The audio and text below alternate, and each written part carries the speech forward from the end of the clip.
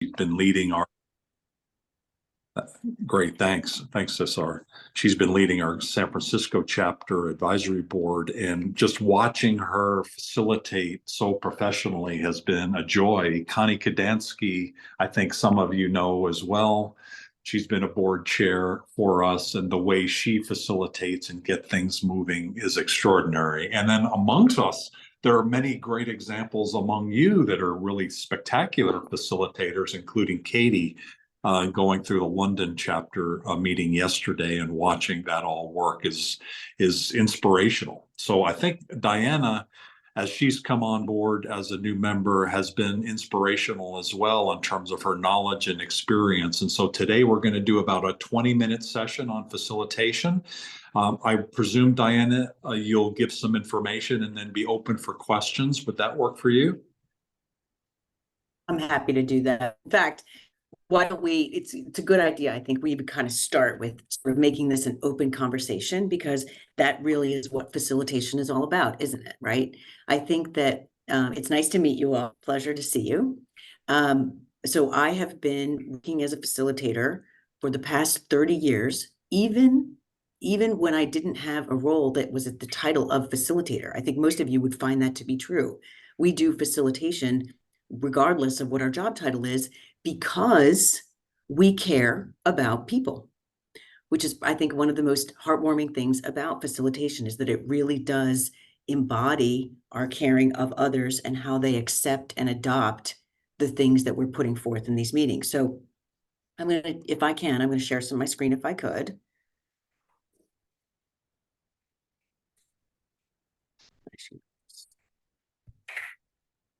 Just to talk through a little bit about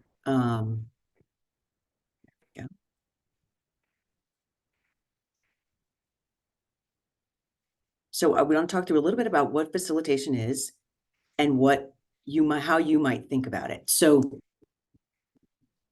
when we think of facilitation, we go back to sort of principle. Everyone can see my screen, yes? Just a few nods, I'll know that it's true. Okay, so if you can see my screen, yes? Of course, thank you. So one of the things that we think about is, when we think about facilitation, we think about what it actually is about. So if we go to the bottom of the screen to begin with, we realize that it's a highly structured meeting, right? Facilitation, although it can organically, for the facilitator, that is almost never the case. It's a highly structured meeting in which the meeting leader, the facilitator in most cases, guides the participants through a series of predefined steps to arrive at a result that is created, understood, and accepted by all participants. Notice the focus is on the participants. And in fact, good facilitation requires that to be the case. But why is that so different from just running a meeting? Why is it different from creating an opportunity where people can just show up to a meeting and then I will simply walk them through an agenda? The reason is it's at the top of the screen. It's the fundamental principle. So if you've never seen this before, we have long since learned. So I used to be a consultant for McKinsey, and McKinsey was a wonderful organization to work for because it taught me a lot about business and how business worked. But what I realized is that as working through McKinsey, we had an opportunity to solve business problems, which was wonderful.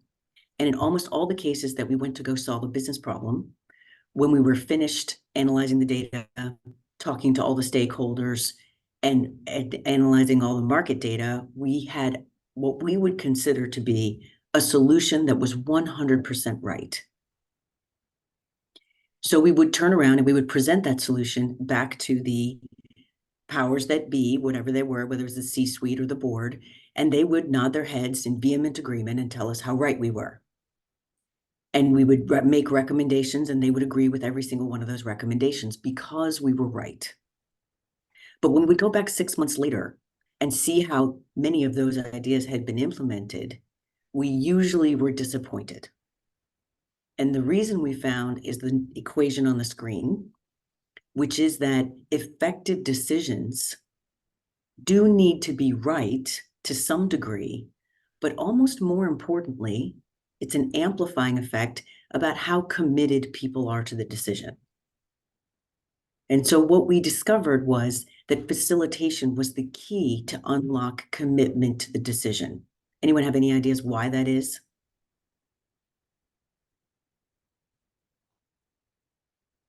Yeah. I'm off mute. I'm happy to. It I just don't see anyone unmute. raising their hand. Anyone? Can you present Just that unmute question yourself. again? I heard you say facilitation is the key to unlock So- what? To unlock the commitment to the decision. Why would that be? Why would commitment Well- be increased through a facilitated process? I think one reason is that it allows for input and engagement, and then exploration Right. of different outcomes and possibilities, so that it engages a healthy discussion. And a bit of Right. ownership. Usually what we, yes, I'm sorry, Corinne, go ahead. And a bit of ownership. You know, if you're involved at the beginning, you're so much more behind it, right? Right. So let's return to this definition. Notice that the idea of the solution at the tail end of that definition, the solution is created, understood, and accepted by all participants. So when you go into a meeting with a predefined idea of what it is you want to get out of it, right, with the answer, you're not actually facilitating. We have a word for that when people go in with a preset notion where we're trying to get people to agree with us. We call it facipulation. And it doesn't sound very nice, does it? Could you write that word in the chat? What was it? Recip. Oh, I'm happy to write it in the chat. Sounds like a swear word. I like it. Facipulation. Facipulation. So what we discovered, right? Thank you very much. So what we discovered is that when we create meetings where the focus is on how the participants will engage with us, we end up able to meet this definition, meet this bar of engaging them so that we can get greater commitment. So what we put out is that if we look at a meeting and we break it down into its component parts, each element, and there are 18 characteristics of masterful meetings that are facilitated, and there's a lot to go through here. So we'll just touch on a few of them, but each element needs to be satisfied so that you have a meeting that is truly owned by. So, you can imagine that it begins in the preparation phase where you must have a clear purpose, products, and agenda. I'm not even going to try to take a poll on this, but I'm sure many of you have gone to meetings where you didn't have an agenda. And perhaps you asked yourself the question, why am I even here? A good facilitated meeting does not leave that open to doubt. So preparation phase becomes incredibly important when we're talking about doing a good facilitation. And we like these 4 aspects, right? A clear purpose with the products defined so that everyone understands, if you will pardon my pirate analogy, where X marks the spot, so to speak, is the definition of the products, and an agenda that shows the participants how you plan to get to the endpoint. It's literally a path. You can look at your agenda as a map. Then it requires the right kind of notification to the right people. It is, now that we all work virtually, I'm sure we're all finding that people are showing up to our meetings who possibly don't have a stake, possibly don't even need to be there. How do we ensure that the right people are in the room? Because if we don't have the right people in the room, we end up spending a lot of time hearing from people who don't have a stake in the outcome. A facilitated session does not really want to do that, because time is a facilitator's best tool. It helps them because what you do is when you tell people you're going to send them into a meeting for an hour, you really want to make sure that it's an hour long. Extra people, I know this may not be incredibly obvious, extra people means everything takes more time. So having the right people in the room, and then again, with the right information, will help those meetings be more streamlined. After you prep a meeting, you need to start it correctly. People need to know I don't know how many of you travel all the time, but I travel all the time. And one of my favorite parts about traveling is that when I get on the plane, they tell me you were boarded flight 4226 to Paris. Now, it's very important that they do that because I want to know then if I'm going to Paris or not. Because if I'm not going to Paris, that's the best time for me to know to get off the plane, not when I'm 10,000 feet in the air. Think about your participants in the same way. If they don't know till far into the conversation what it is you're actually there to talk about, you've actually just drug them along when perhaps they're not supposed to be in that meeting and they know that. So you create a sort of a situation with your participants where they don't think they're in the right room.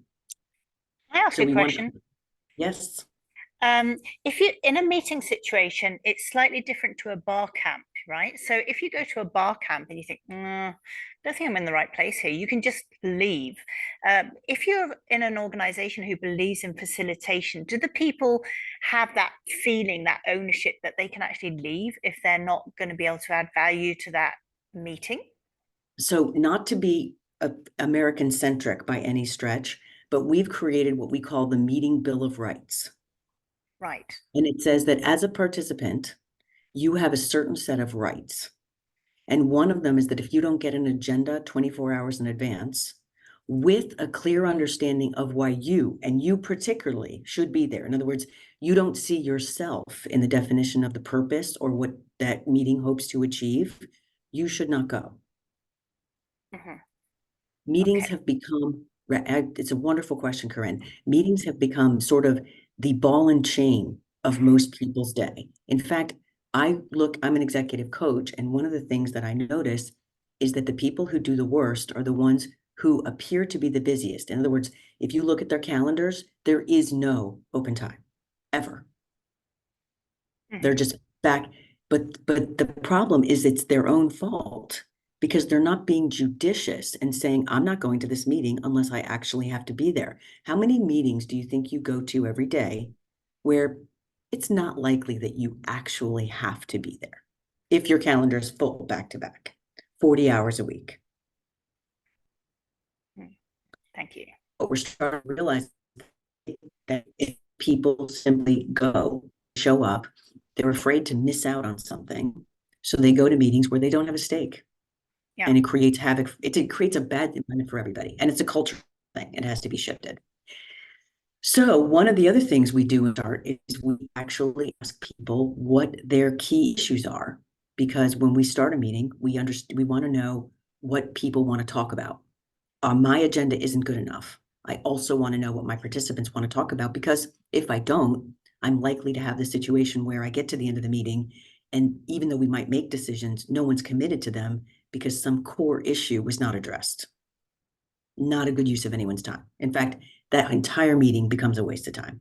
So identifying the core issues, for those of you who understand ground rules, we use those as well. And then finally, that we go through and confirm the agenda against the issues that were identified. Is our agenda going to satisfy those issues? For execution of a facilitated meeting, it runs the gambit, right? There's thoughtful decision-making. We want constructive conflict. I often tell people, if you don't have conflict in your meeting, then you're not really having a meeting. You're basically delivering a presentation.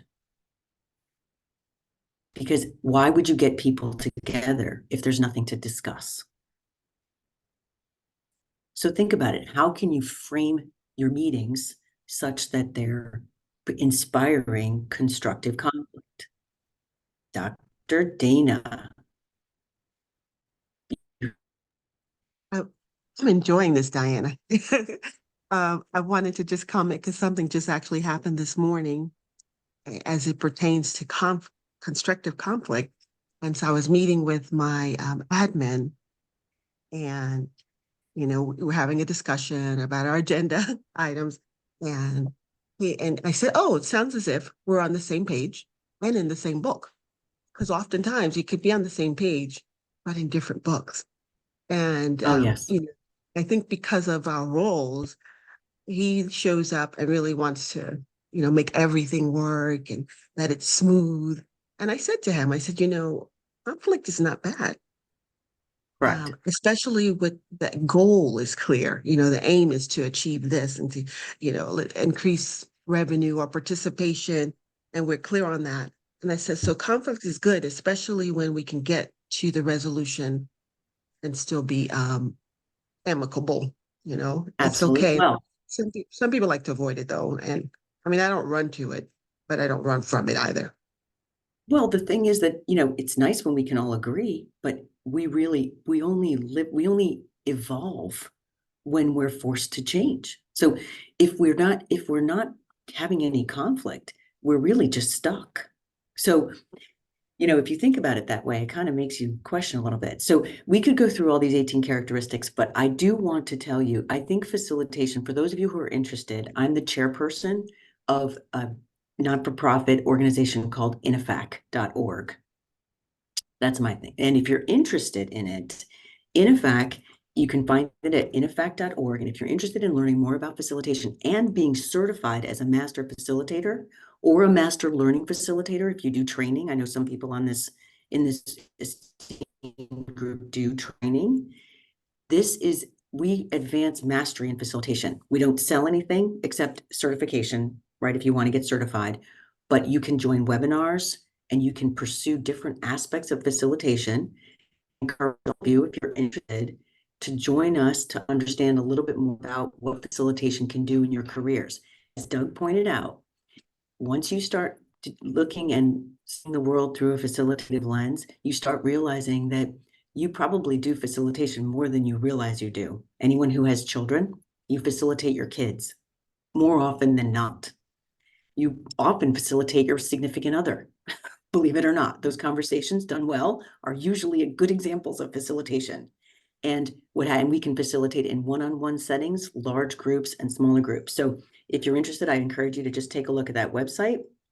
We're actually doing a webinar on the business of facilitation at the end of the month.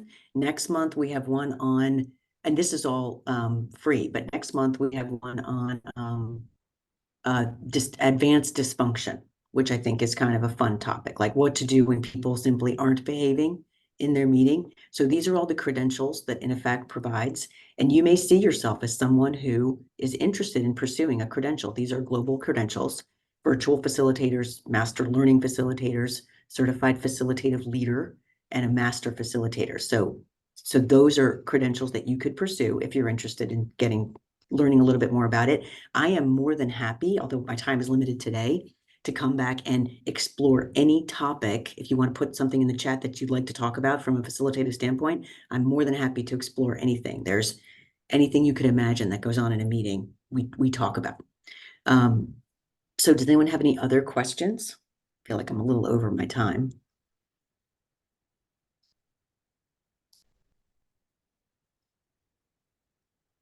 We want constructive conflict. Yes, otherwise it's a miserable monologue. I love that. Any thoughts or questions on anything I talked about today?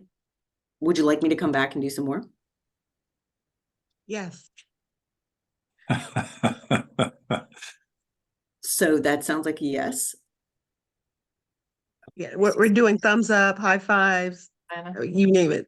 All right, awesome. I see a lot of hearts and things and thumbs up. So yeah, I mean, fascinating. Have you been doing this for 30 years, or when did you start to kind of realize that you were good at it and really enjoyed it? Well, so here's the interesting thing, right? As a consultant, you're constantly going in and you want to be right, but you realize that people aren't adopting what it is you're putting out there. So I've been doing this as long as I've been a consultant, because it became quite obvious that people are the key. If you can really connect with the people that you're trying to affect change, that's when the magic happens. So as long as I've been a consultant, which is over 30 years, I've been doing this. So I love doing it, and I would love to. Thank you. I'd love to have you, Dina. Anyway, so that would be, so I'm excited to talk more about this. We can pick a topic and explore it for like 20 minutes on these sessions. That's great with me. And I'd be happy to do that. So anyway, I've enjoyed spending time with you. Cultural differences. Are you a New Yorker or are you from Jersey? Well, I live in New Jersey, but I'm a New Yorker, but I'm an upstate New Yorker. So I'm a true New Yorker. We can work with you then. Okay, good. Okay. Where in upstate? I didn't know that. I'm from Ithaca. Oh, okay. Yeah, I went to high school in Endicott near Binghamton, so pretty Oh. to that. And I think Dana, you're from upstate New York too, aren't you? We're actually from the city. Oh, you're from Okay. the okay. Yep. Got it. Okay. That's why we can work with her. Well, Terrific. I was born in upstate in Westchester, which is 30 miles north, and for some Yes. reason they think 30 miles north of New York is upstate. Not And exactly. absolutely, When- I agree. when- It is. It is, but it's not as far as Ithaca, is it? No, it's not. But I do think so. Seeing some interesting things in the chat, and I do want to mention, right? But facilitation is a global enterprise, right? It is about the mindset of caring about how people react to what it is we're talking about. So as wherever you are, however you do it, facilitation is really about it's a mindset shift, and I think it's an important one. Yuka's point around cross-cultural, she's one of the world's renowned experts on cross-cultural. And so probably the next time addressing that whole issue of how you handle that when you've got a very diverse group of people, including cultural differences in the room and how best to handle it. I'm sure I there's love other that comment. about it. Yeah, I love that. I think it's really important to think about how we need to alter our expectations and our approach when we're dealing with cross-cultural differences. I think that's terrific. Thank you for Okay. taking the time. Really appreciate It's it. been a pleasure working with all of you. I wish I could stay longer. I will catch up with you on the next one. Thank you. Very good. Thank you. Take care. Thanks. Yep. Bye now. Thanks. What do you guys think? Dana, I know it sounded like that was something of interest to you. Yeah, it's of interest as a public speaker, and I've done facilitation work in the healthcare arena. But to me, it's really all about improving our skills, improving our leadership, have offerings for our executive committee, things that we can say, hey, here's some resources that we can share to improve speaking, facilitation, and then even giving them the ability to lead more. So it just really so timely. Thank you for bringing her on board. And Diana is available at our next meeting, so I've already given her the date, but she did apologize because she's at a conference and not able to spend more time than she did today. So we'll get her scheduled for next time. And so if you have ideas about what for her to say, please let me know. Any other comments before we just kind of open up the floor? No, I think it's important to have an element of facilitation, especially where there's an element of conflict creeping in. It's really good if you can nip it in the bud, but if you don't manage to nip it in the bud, then I think facilitation could be really a great way forward with that too. Absolutely. I think what we see, all of us, right, is we get involved with groups, and she started to raise some of those issues about people in a room that aren't necessarily have a stake in the room, and which goes to the issue of who do you want in the room, when you do a meeting or an event, to help, and how that dynamic works. Watching, all of us have people where we've watched that are really good at facilitation. Jeffrey Garza Walker, who's the board chair for the Phoenix chapter, it may be the best one I've seen in terms of getting everybody that's kind of all over the place to kind of move forward in a way that they want to. And you probably all know people like that as well. And so how do we leverage that? How do we learn from that? How do we be better at it? Any other topics on that you want to share? Or Doug, I just wanted to say that facilitation has an element of being able to handle things that show up in a room, which is not what you intended. And it's a certain quality a person needs to have to round it, to include it, and almost looking at things like something new can emerge out of a facilitation program. that was not probably what you had in mind or what anybody else had in mind, but something good can happen if you are truly a great facilitator, because I believe facilitation is not something planned, but it is more like what occurs and how you respond to it at a very high level. Thank you. Good point, Shankar. Thank you.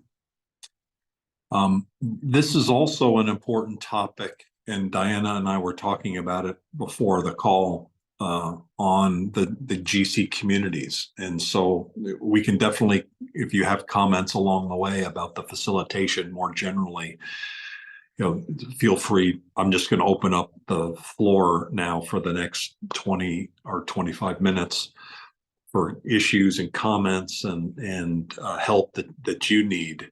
One of the areas that you're all now hopefully getting involved with is the GC communities. And I don't see Lim here, which is unfortunate. I should have been more proactive in getting her to be here and answer your questions. She's been leading, Yelim Koo has been leading the rollout. The first piece of it was the Global Chamber community, which are the topical groups like Dana's book author group and aerospace and mobility and a variety of other groups. So that already happened. And now the next step is to bring fully the facilitators in and also bring the actual attendees, the people, the members who are going to be in those groups. And so that's over the next several weeks, we'll continue to add people. The second group in the GC communities are the regional ones. And tomorrow there'll be an email that'll go out, a newsletter that'll go out that hopefully will create some additional clarity on how that is. One of the really important things to remember here is the way those are structured is there's a community and then there's groups under it. And so that first one was called Global Chamber with a registered trademark. And then underneath it were about 50 groups. If you're in the Global Chamber community, you can choose to be in most of those groups. Some of them are restricted, but basically you can ask to be in any of those groups. The regional ones, there's multiple communities. And so there's no global community. There are, for instance, a United States community and a Canada community and a Mexico community and a Spain community, and some of them are grouped around continents and some of them are grouped around countries. I ask you to take a look at that email tomorrow, which hopefully you'll see how that's structured, that there's reason behind what we created there. And also that we're going to be very flexible in terms of adding and changing and evolving along the way. Taking a step back on the first group, the topical ones, we already made several changes, and then we realized that maybe we need to keep making changes. And that example of that was we had an automotive group underneath the Global Chamber community, and we had an aerospace group. And several of us, including Yuka, suggested, well, why don't we combine that into a mobility group, which we did. We combined those two into a mobility group. However, we have a member who's a very much oriented toward aerospace, and she wanted to have her own aerospace group. And so we're creating a separate aerospace group, which is going to be perhaps some overlap, but probably more on the defense and commercial aerospace and more specific around that particular market. So right now it's all mobility. What's coming up will be an addition for the aerospace group. There are other topics of likely interest, even in that area. We're doing an event on autonomy. So autonomous vehicles, which includes cars and flying cars and agricultural autonomy, where the tractors are driven without people, drones, etc. So that's a topic that not sure where that goes, probably under mobility right now, but things like that, as they come up, will likely add and subtract and change. In the meantime, what we just ask of you is to facilitate. Many of you, most of you are a facilitator in some group, hopefully within the region that you're managing, and maybe some topical groups as well. Just ask you to be a facilitator and move things forward. You know, there'll be issues, and then there'll be some really amazing things that happen, and just kind of monitor those. If you have ideas and suggestions, Yuka's had a number of different really good inputs on how to proceed and how to manage it effectively, and we're implementing a lot of those suggestions. And so what this fundamentally allows us to do is for members, it's all about the members. And so now members can join, you know, the Spain community and learn more and connect directly instead of getting connected, you know, manually all the time. So a lot of our activities now in the next phase will be finding more ways, now that we've largely have the systems in place at the headquarters, to be able to extend those systems out to you, the chapters, and to, most importantly, to the members.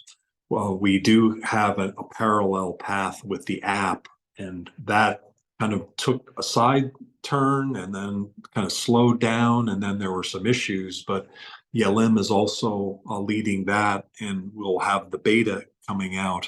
There is a plan around that, and we'll communicate that before the next meeting. The first thing that members will be able to do will be answer the question, who do I go to in Istanbul? And be able to connect up with our own team folks around the world. I think the first rollout of the app in a few weeks will also include most members, or a cleaned up version of most members, but I don't exactly know what that's going to look like yet. I don't think any of us do, because some cleanup needs to be done. But at least we'll have key people within every chapter around the world, and hopefully that'll be helpful. So rolling out to everybody, what's going on in your world? How can we help? What questions do you have, either about the facilitation topic or about GC communities or anything that's going on? What help do you need? And Doug, just unmute yourself. Hi, Doug. Thank you. I don't mind jumping in first, because I wanted to sort of keep it on the topic of the GC communities for a minute, because I appreciate so much work has probably gone into developing these communities, and then there's going to be an ongoing element of our input to make sure that they succeed. I think, Corinne, you've put a question in there which is sort of aligned to me as well. When we have the app come through, is this it? Is this going to be our only connection point in GC communities, or is the app going to give us an element of being able to do that outside of WhatsApp, so that we can capture members that don't like using WhatsApp and maybe feel a bit overwhelmed by having so many communities? Because I'm getting a bit of mixed feedback from just a couple of people, and I thought it was just interesting, the different channels we use to connect with each other. So I suppose my question is, what do we need to do to make it happen, and how can we make it easy for us to help with the communities? And then the other point is that all we're going to have to offer members to connect, or is the app going to add more? Can we share that with them when we're going? It's a good question. I think I would, for all of us, two really important things. Number one is, at least the way we see it, GC communities is the bigger topic of connecting. How do we connect? And probably the three most important are LinkedIn, and we have a LinkedIn group, and I encourage all of you to use that LinkedIn group to communicate and to amplify member activity. We're largely doing most of it, but occasionally some of the EDs and GAs use it to amplify things that you're doing, or it's a hard place to do a conversation It's more of commenting on what's going on, but I encourage you to use that as one of under the umbrella of GC communities as much as you can within the Global Chamber community. The second one is the WhatsApp, and it isn't for everyone. It shouldn't be. It's not required for everyone, and I recommend that you limit your own activity to the ones that are of highest interest. Katie certainly should be part of global. I would say at least Global Chamber London Advisory Board. You know, one of the things that I found that is very helpful for communication just within the advisory board is to have a mechanism to be able to just to communicate immediately on things that are happening that way.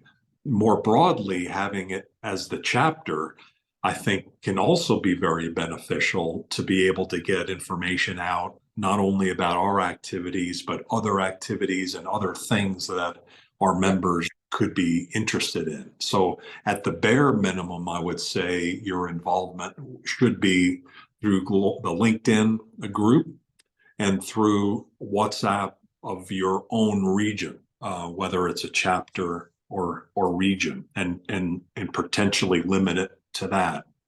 The app, Okay. and that was really your main question. The app will have a mechanism to be able to ask questions and to connect to between members and a reach out between them.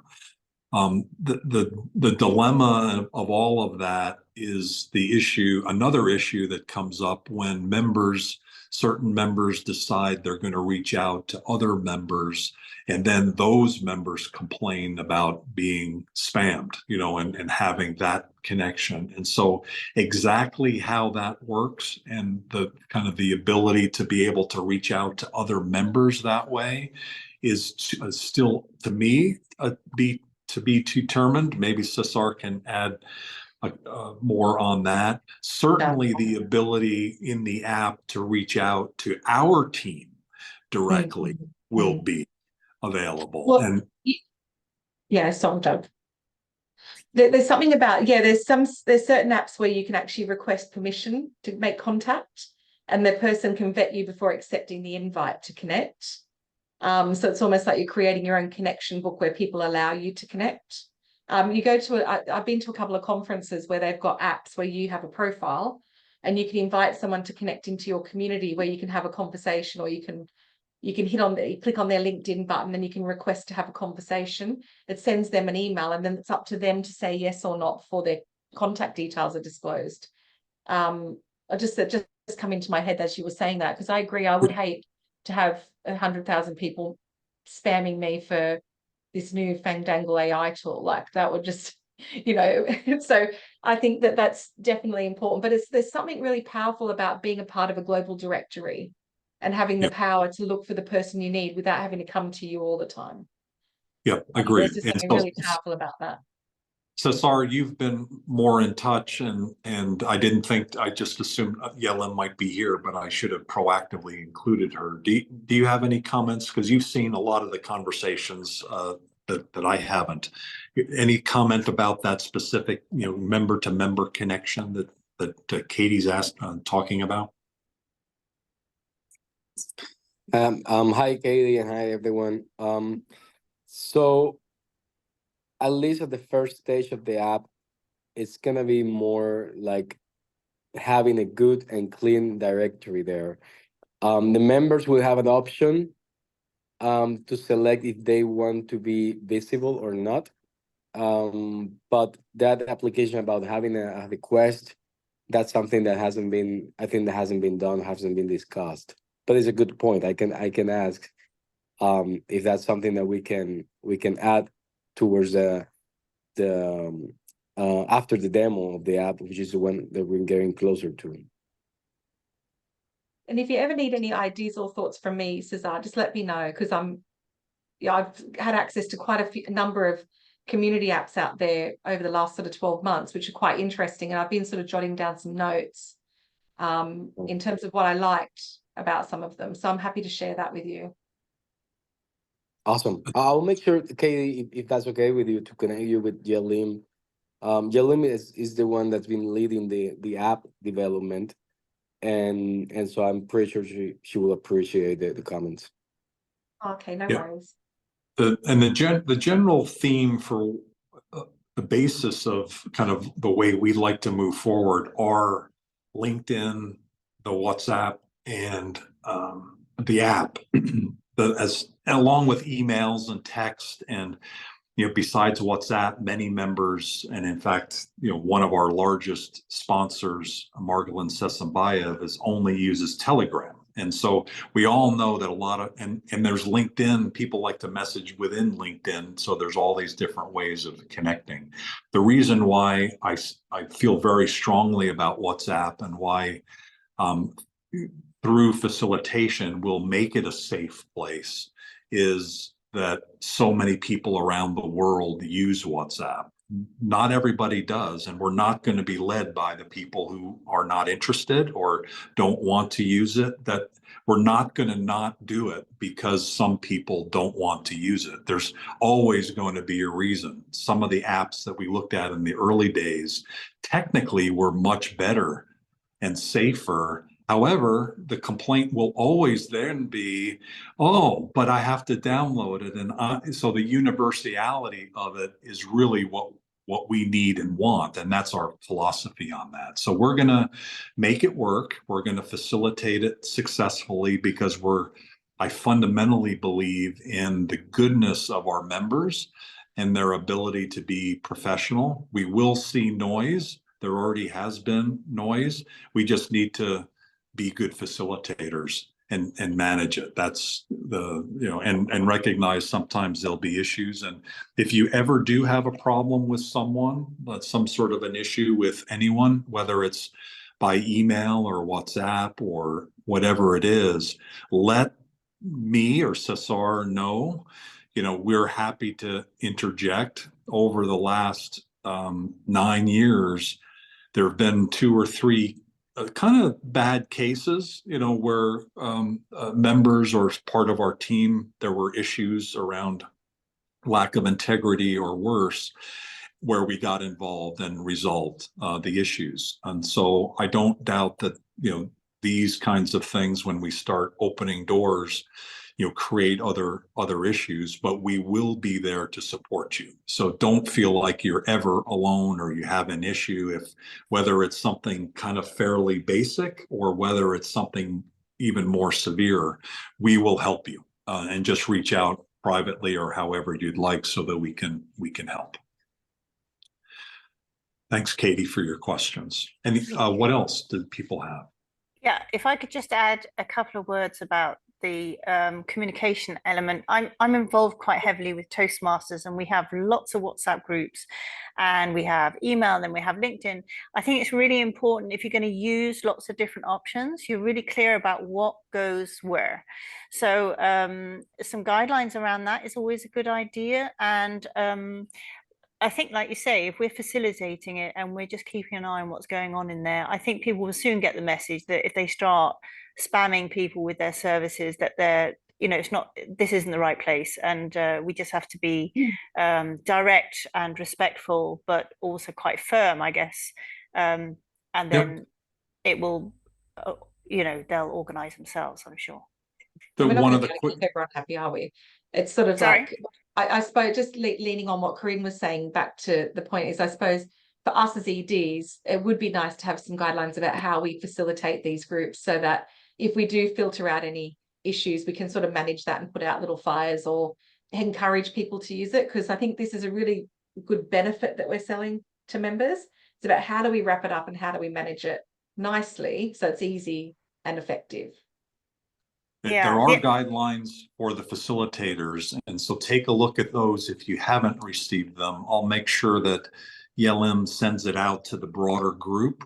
So if for whatever reason, you haven't been asked to facilitate, that you've got that in your hand, and then let us know what's missing from that. We've already identified a number of things that are.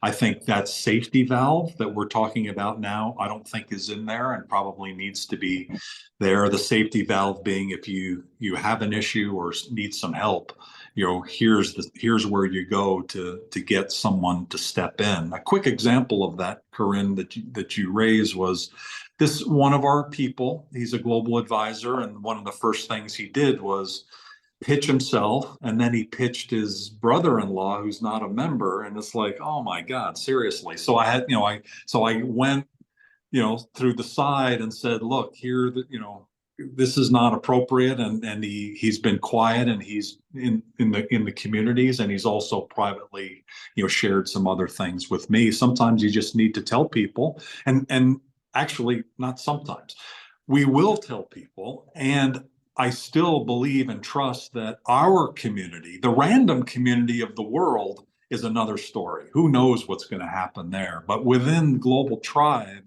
people are professional, and people handle things in a much better way than the average population. And so that's why I'm ultimately optimistic that this will be a trusted, positive community on all levels if we do the things that you guys are suggesting and we do them well together. And you have to remember, people from different cultures see these things in different ways, right? So, I mean, everyone's seen these emails from India, like buy my stuff, they just have a different approach. So it doesn't mean that they're all bad, or, it's just a different cultural perspective.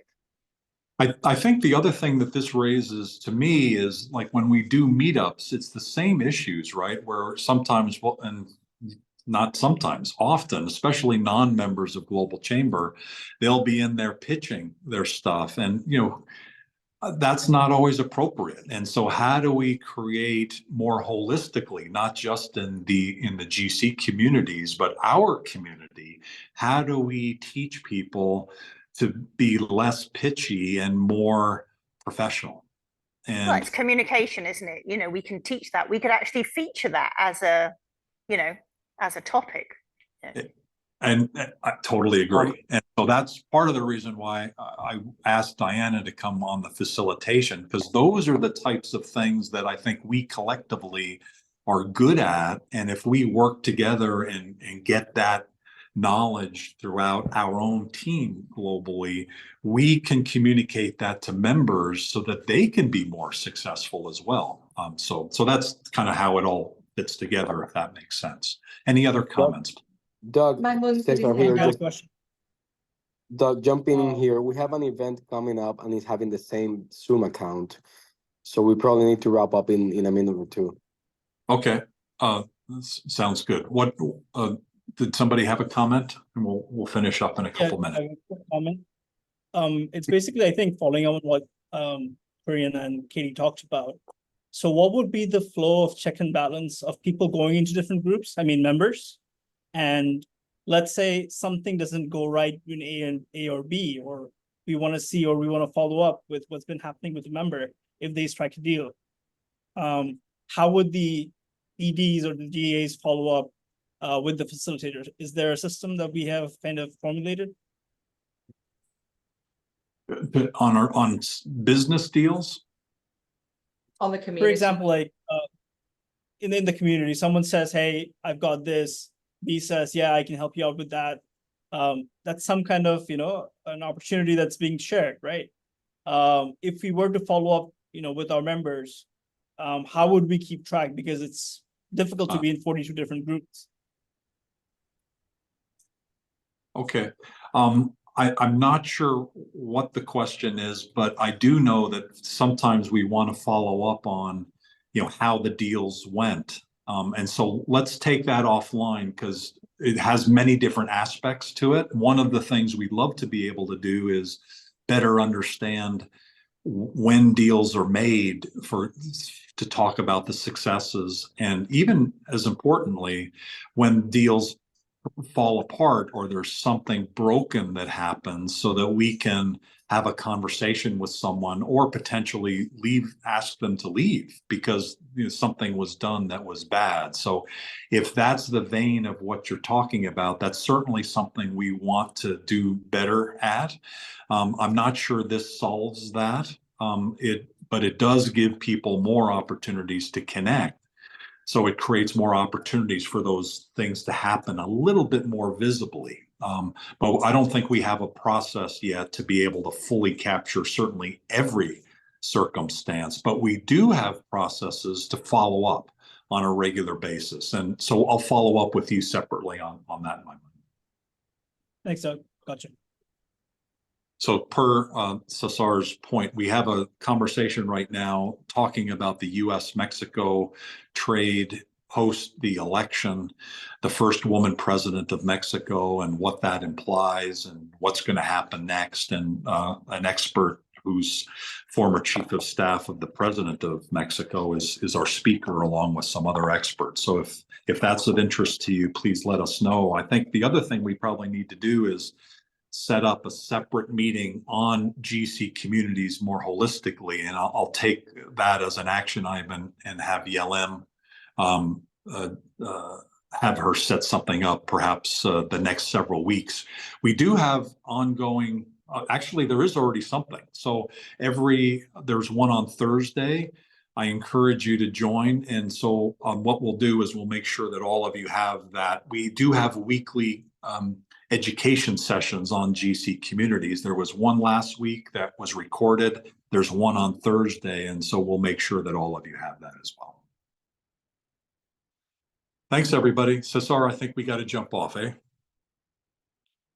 Yes, thank you. Bye, lovely to see you all. Corinne.